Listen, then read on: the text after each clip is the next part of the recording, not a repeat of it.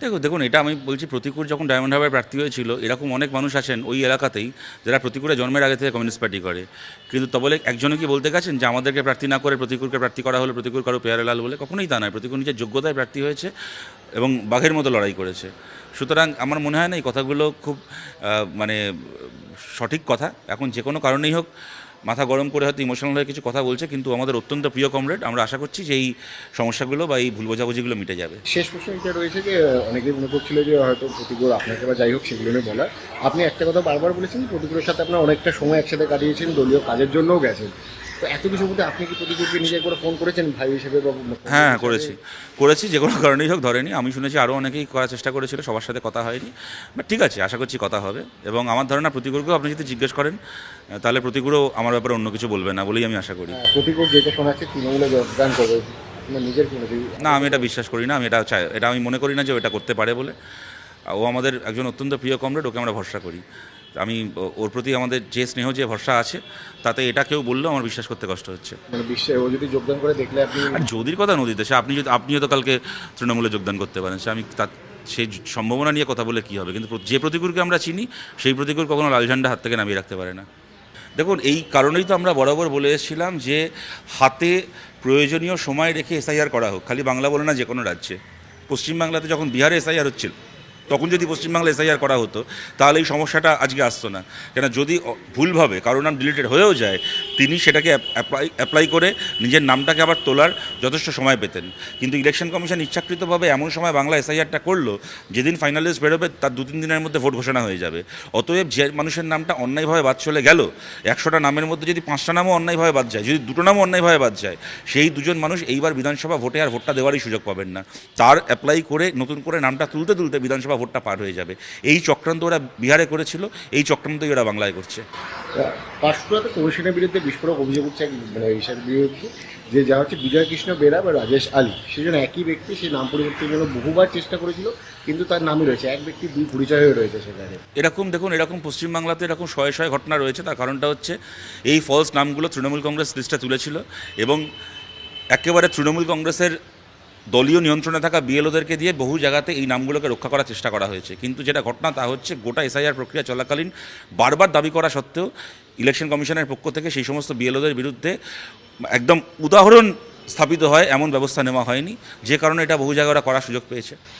যেটা হচ্ছে যে ডিস্ট্রিক্ট অবজারভারদের নিজস্ব লগ ইন ব্যবহার করে নাম্বার দেওয়ার চেষ্টা চলছে, আর সংখ্যালঘু এলাকায় তা বেশি হচ্ছে। বুধবার নির্বাচন কমিশনে গিয়ে অভিযোগ জানাচ্ছে যে টিএমসির প্রতিনিধি দলেরা। দেখুন, তৃণমূলের লোকেরা নিজেরা কী করেছে?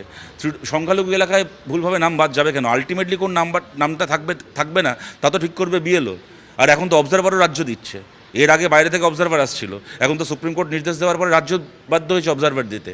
সুতরাং পুরোটাই যেখানে রাজ্য সরকারের কর্মচারীদের হাতে রয়েছে, সেখানে বিজেপি চাইছে, এই নিয়ে কোনো সন্দেহ নেই। বিজেপি আগেই দিয়েছিল 1,20,00,000 মুসলমানের নাম বাদ যাবে। ওরা যেন তেন প্রকারে দেখানোর চেষ্টা করবে যে বাংলার মুসলমানরা অবৈধ ভোটার, মুসলমানের নাম ভোটার লিস্ট থেকে বাদ দেওয়ার চেষ্টা করবে, কারণ ওরা জানে মুসলিম মানুষ বিজেপিকে ভোট দেয় না। কিন্তু ওরা বিজেপি চাইলেই করতে পারছে কেন? বিহারে বিজেপির গভর্নমেন্ট ছিল, সেখানে বিজেপি যা করতে পেরেছে, বিজেপির গভর্নমেন্ট নিজের এমপ্লয়ীদেরকে দিয়ে যা করাতে পেরেছে, পশ্চিমবাংলায় তৃণমূলের গভর্নমেন্ট এখানেও যদি বিজেপি একই কাজ করিয়ে দেয়, তাহলে পশ্চিমবাংলায় তৃণমূলের সরকার থেকে লাভটা কী হলো? সে বিজেপি প্রসঙ্গে যেটা হচ্ছে, ভোটের আগে বিজেপি এবার চলচ্চিত্র উৎসব করছে এবং তার যেটা উদ্যোক্তা রয়েছে নবীনমিত্রা পাল এবং করছে ভালো। সিনেমা ভালো জিনিস, সিনেমা দেখা উচিত। ওরা চলচ্চিত্র উৎসব করবে, এরপরে পিঠেপুলি উৎসব করবে, তারপরে হাঁদাভোদা উৎসব করবে, তারপর মাটুল দি গ্রেট ফেস্টিভ্যাল করবে, তারপর নন্টে ফন্টে কার্নিভাল করবে। এইসবই করুক। পশ্চিমবাংলায় এই বিধানসভা ভোটের পরে আর ভোটে লড়তে আসতে হবে না। প্রতিকূল তো আরএসএসের সঙ্গে, বজরং দলের সঙ্গে কথা বলছে না।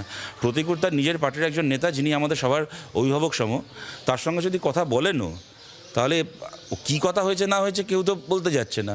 তো প্রতিকূল আর বিমান বসুর কথা হবে তো খুব স্বাভাবিক কথা। প্রতিকূল আর বিমান বসুর কি প্রথম কথা হলো? প্রতিকূল আমাদের সবার কাছের লোক, পেয়ারের লোক। ওর মনে রাখা উচিত ওকে কারা খুন করতে চেয়েছিল। আমাকে নিয়ে যারা নিন্দা করার করুক, জিন্দা থাকলে নিন্দা হবেই। প্রতিকূল প্রসঙ্গে শতরূপ ঘোষ এই কথা বলেছেন।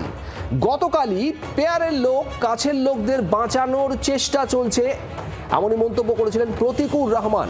আপনাদের শোনাবো শতরূপ ঘোষ কি বলেছেন, শুনুন।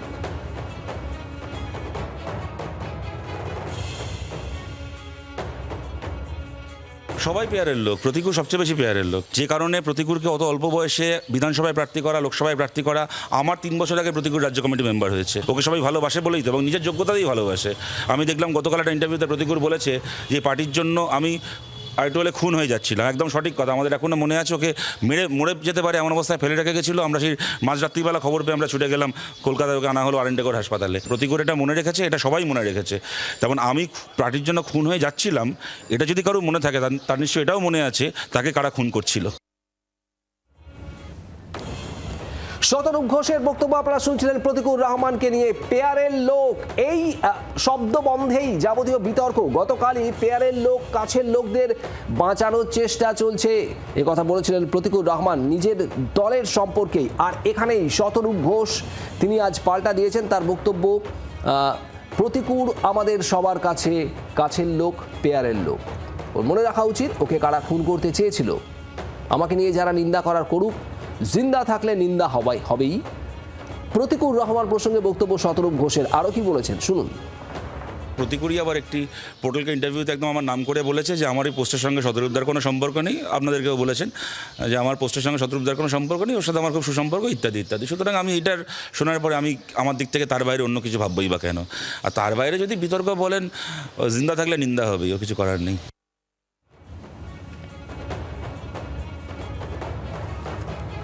প্রতিকূল রহমানের সঙ্গে কথা বলেছিলেন আমাদের প্রতিনিধি, জি 24 ঘন্টার প্রতিনিধি মৌমিতা চক্রবর্তী। শোনাবো। তৃণমূলে যাওয়া নিয়ে এর আগেও আপনার সঙ্গে আমি জিজ্ঞাসা করেছিলাম, আপনি অন্তরায় রেখেছেন। আবারও জানতে চাইবো যে এরপর কি? লাইভে যাননি, জীবনটা একটা পথ।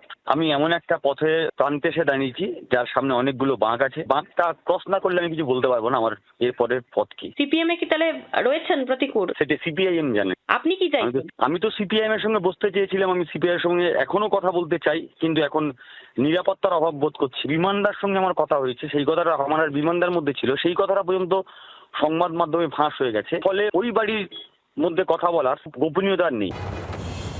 আর বিমান বসু প্রসঙ্গে শতরূপ ঘোষ কি বলেছেন শুনুন। প্রতিকূল তো লস্করি তৈবার সঙ্গে কথা বলছে না, প্রতিকূল তো আরএসএসের সঙ্গে, বজরং দলের সঙ্গে কথা বলছে না। প্রতিকূল তার নিজের পার্টির একজন নেতা, যিনি আমাদের সবার অভিভাবক সম, তার সঙ্গে যদি কথা বলেনও তাহলে কী কথা হয়েছে না হয়েছে কেউ তো বলতে যাচ্ছে না। তো প্রতিকূল আর বিমান বসুর কথা হবে তো খুব স্বাভাবিক কথা। প্রতিকূল আর বিমান বসুর কি প্রথম কথা হলো? আজ অব্দি কোনো দিন কথা হয়নি। হঠাৎ করে এইটা এত বড় একটা মানে কি বলবো, একটা এত বড় একটা স্পেকুলেশনের ব্যাপারই বা কোত্থেকে হয়ে গেল, কেন হলো, এর মধ্যে অস্বাভাবিকতা কী আছে, আমার তো এটাও মাথায় ঢুকছে না। না, কেউ তো আমার প্রশ্ন করেনি, আমি কি উত্তর দেবো বলুন? আর খবর কেন এখন এইগুলো নিয়ে হচ্ছে সেটা আপনারা ঠিক করেন কী নিয়ে খবর হবে। প্রতিকূল এর আগে বাংলা বাঁচাও যাত্রায় কম করে 50টা সমাবেশ করেছে, অসাধারণ অনেক কথা বলেছে, কত সভাতে, কত মিটিংয়ে মিছিলে মমতা ব্যানার্জির বিরুদ্ধে, বিজেপির বিরুদ্ধে হাজারটা কথা বলেছে, তার একটা নিয়েও কোনো খবর হয়নি। এখন যখন হঠাৎ করে সিপিআইএম নিয়ে কথা বলছে তখন খবর হচ্ছে। তো যারা খবর করছেন তারা ঠিক করবেন যে প্রতিকূলের কোন কথাটা খবর হবে আর কোন কথাটা খবর হবে না। দেখুন, ওইভাবে দেখছি না ব্যাপারটা। যারা কল করছেন তাদেরকে ধন্যবাদ, তবে এইটুকু তাদেরকে বলবো, আপনারা যখন বুঝতেই পারছেন যে সিপিআইএমের এরা এত যোগ্য, তখন তারা যখন আজ বাদে কাল সিপিআইএমের হয়ে ভোটে প্রার্থী হবে, আপনারা তো এদেরকে যোগ্য মনেই করেছেন, এদেরকে তো দলে নিতে চেয়েছেন। সুতরাং এরা যখন সিপিএমের হয়ে দাঁড়াবে, এদের যোগ্যতা অনুযায়ী এদেরকে ভোট দেবেন আপনারা। তৃণমূলের নেতাকর্মীদের কাছে আবেদন থাকলো, যাকে নিজেই প্রার্থী করতে চান সে যদি অন্য দলেরও প্রার্থী হয়, সিপিএমের প্রার্থী হয়, তাকে ভোট দেবেন না কেন? সুতরাং সায়নকে যদি বিজেপি এখন ফোন করে দলে চাইতে পারে, তাহলে আজ বাদে কাল যদি সায়ন বামপন্থীদের পক্ষ থেকে প্রার্থী হয়, তাহলে যেন সায়নকে ভোটটা দেয় বিজেপি সমর্থকরা। মানে ওদের নেতারাই মনে করে যে ওদের দলের লোকেদের থেকে সায়নের যোগ্যতা বেশি। দেখুন, এটা না মোকাবেলার প্রশ্ন না এটা। আপনারা এই মিডিয়াতে 2-4 জন যারা আছে, যাদের খবরের কাগজে নাম বেরোয় বা কয়েকটা ভোটে প্রার্থী হয়েছে, তরুণ প্রজন্ম বলতে যদি তাদেরকেই খালি বোঝা হয় তাহলে তো সমস্যা। গোটা বাংলা জুড়ে আমাদের হাজার হাজার লাখ লাখ তরুণ কর্মী রয়েছে। আমাদের এরকম অনেক কর্মী রয়েছেন, পাশের বাড়ির মানুষ জানেন যে মাঝরাত্রিবেলা কোনো দরকার পড়লে তৃণমূলকে পাবো না, বিজেপিকে পাবো না, একে যদি ফোন করি মাঝরাত্রিবেলা আমার পাশে এসে দাঁড়াবে। রেড ভলেন্টিয়ার, যখন কোভিডের সময় রেড ভলেন্টিয়ার হয়, আমাদের গোটা বাংলা জুড়ে আমাদের রেড ভলেন্টিয়াররা কাজ করছিল। এরকম ঘটনা ঘটেছে, আমি বলছি মাইকেল দা বলে আমাদের একজন তরুণ কমরেড, আসানসোলে গোটা পরিবার মারা গেল কোভিডের সময় রেড ভলেন্টিয়ার হয়ে কাজ করতে গিয়ে। সে নিজে কোভিড আক্রান্ত হলো, তার স্ত্রী, তার বাবা, তার মা, 4 জন মারা গেল কোভিডে। এরকম আমাদের তরুণ কর্মীরা রয়েছে, নিজের জীবনকে সংকটে ফেলে কাজ করেছে। সুতরাং তাদের সিপিআইএমের প্রতি আস্থা হারানোর প্রশ্ন নেই, তাদের সিপিএমের প্রতিই আস্থা আছে যে সিপিআইএমই পারবে পশ্চিমবাংলাতে একটা সুস্থ, ভারতে একটা সুস্থ রাজনৈতিক সংস্কৃতি ফেরাতে। আর তার বাইরে দেখুন এই সমস্ত প্রলোভন, এই কমরেড বিনয় কুমার একটা কথা বলতেন যে আমরা কমিউনিস্ট, আমাদেরকে যেরকম বাইরে এরকম অনেক কিছুর বিরুদ্ধে লড়তে হয়, আমাদের সাম্প্রদায়িকতার বিরুদ্ধে লড়তে হয়, পুঁজিবাদের বিরুদ্ধে, জমিদারতন্ত্রের বিরুদ্ধে লড়তে হয়, তেমন প্রত্যেক দিন নিজের মধ্যে লোভের বিরুদ্ধে, নিজের ব্যক্তিগত অ্যাম্বিশনের বিরুদ্ধে, হাজারটা প্রলোভনের বিরুদ্ধে লড়তে হয় আমাদেরকে। এইটা জেনেই আমরা সবাই কমিউনিস্ট হয়েছি। সুতরাং এগুলো নতুন কিছু না আমাদের কাছে। ও এখনো অবধি এমন কিছু বলেনি, ওর কিছু কথা নিশ্চয়ই এমন আছে যেগুলো কিনা প্রশ্ন করার বা বিতর্ক কে ট্রিগার করার মতো, যার মধ্যে অনেক উপাদান রয়েছে।